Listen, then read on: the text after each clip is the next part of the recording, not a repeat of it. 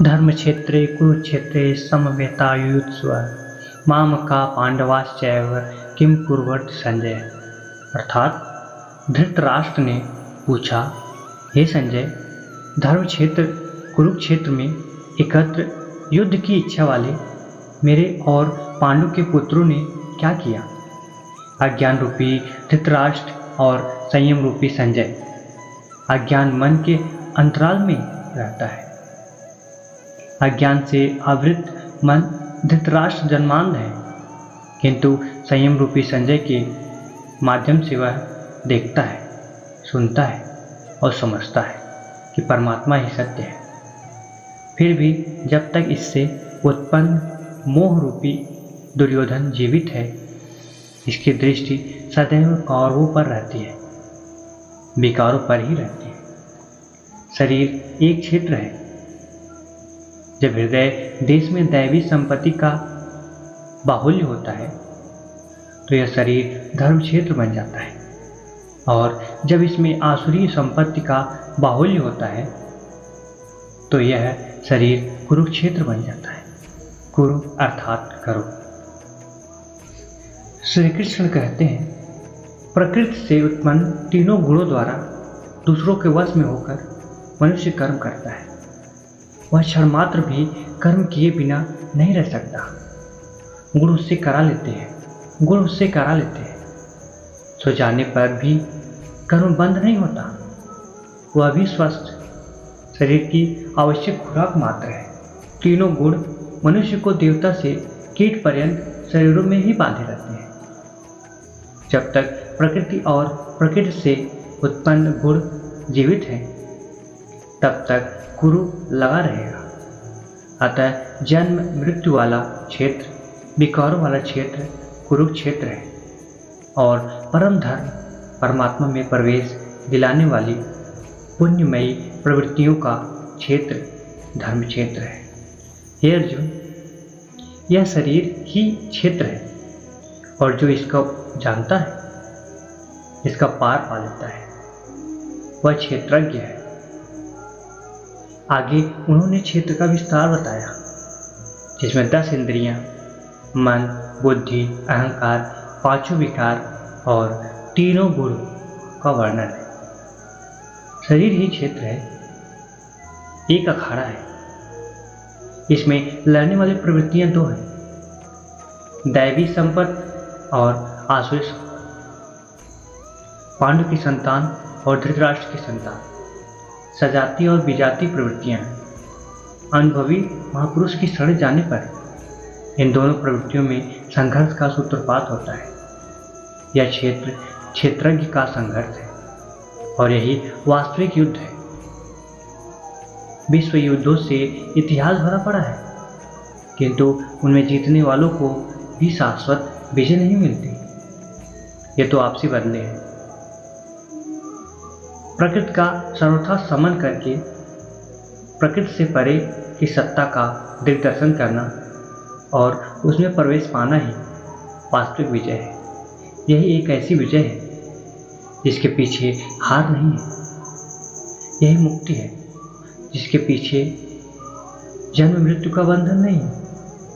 इस प्रकार अज्ञान से आच्छादित प्रत्येक मन संयम के द्वारा जानता है कि क्षेत्रज्ञ के युद्ध में क्या हुआ। अब जैसा जिसके संयम का स्थान है, वैसे वैसे उसे दृष्टि आती जाएगी। उस समय राजा दुर्योधन ने व्यूह रचना युक्त पांडवों की सेना को देखकर द्रोणाचार्य के पास जाकर यह वचन कहा। द्वैत का आचरण ही द्रोणाचार्य है। जब जानकारी हो जाती है कि हम परमात्मा से अलग हो गए हैं, वहाँ उसकी प्राप्ति के लिए तड़प पैदा हो जाती है। तभी हम गुरु की तलाश में निकलते हैं। दोनों प्रवृत्तियों के बीच यह प्राथमिक गुरु है। यद्यपि बाद के सद्गुरु योगेश्वर श्री कृष्ण होंगे, जो योग की स्थिति वाले हैं। राजा दुर्योधन आचार्य के पास जाता है। आत्मिक संपत्ति ही स्थित संपत्ति है। उसमें जो दोष उत्पन्न करता है वह है मोह। यह प्रकृति की ओर खींचता है और वास्तविक जानकारी के लिए भी प्रेरणा देता है। मोह है तभी तक पूछने का प्रश्न भी है, अन्यथा सभी पूर्ण ही है।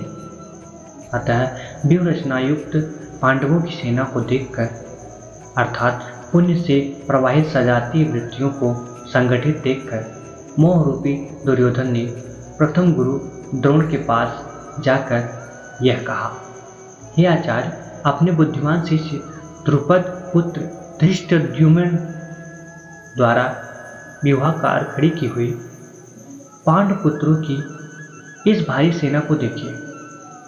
शाश्वत अचल में आस्था रखने वाला दृढ़ मन ही धृष्टद्युम्न है। यह पुण्यमयी प्रवृत्तियों का नायक है। साधन कठिन न मन के होते का। साधन कठिन नहीं, मन की दृढ़ता कठिन होनी चाहिए। इस प्रकार दुर्योधन ने पांडव पक्ष के 15-20 नाम गिनाए, जो दैवी संपत्ति के महत्वपूर्ण अंग है। विजातीय प्रवृत्तियों का राजा होते हुए भी मोह की सजातीय प्रवृत्तियों को समझने के लिए बाध्य करता है। यदि कोई बाह्य युद्ध होता तो अपनी फौज बढ़ा चढ़ा कर गिराता। विकार कम गिनाए गए क्योंकि उन पर विजय पाना है। वे नाशवान हैं। केवल 5-7 विकार बताए गए जिनके अंतराल में संपूर्ण बहिर्मुखी प्रवृत्तियां विद्यमान हैं। एक तो स्वयं गुरु द्रोणाचार्य है। भ्रम इन विकारों का उद्गम है, अंत तक जीवित रहता है, इसलिए पितामह है। समूची सेना मर गई, यह जीवित था। सरसैया पर अचेत था, फिर भी जीवित था। यह है भ्रम रूपी भीष्म। भ्रम अंत तक रहता है। इसी प्रकार विजाति कर्म रूपी कर्ण और संग्राम विजयी कृपाचार्य है। साधनावस्था में साधक द्वारा कृपा का आचरण ही कृपाचार्य है। भगवान कृपाधाम है। प्राप्ति के पश्चात धन का भी वही स्वरूप है। किंतु साधन काल में जब तक हम अलग हैं, परमात्मा अलग है। विजाति प्रवृत्ति जीवित है, मोहमयी घिराव है। ऐसी परिस्थिति में साधक यदि कृपा का आचरण करता है तो अनष्ट हो जाता है। सीता ने दया की तो कुछ काल लंका में प्रायश्चित करना पड़ा। विश्वामित्र दयाद्र हुए तो पतित होना पड़ा। गोस्वामी तुलसीदास का भी यह निर्णय है। छोरत ग्रंथ ज्ञान खगराया, विघ्न अनेक करई तब माया। रिद्धि सिद्धि प्रेरई बहु भाई, बुद्धि ही लोभ दिखावहि आई।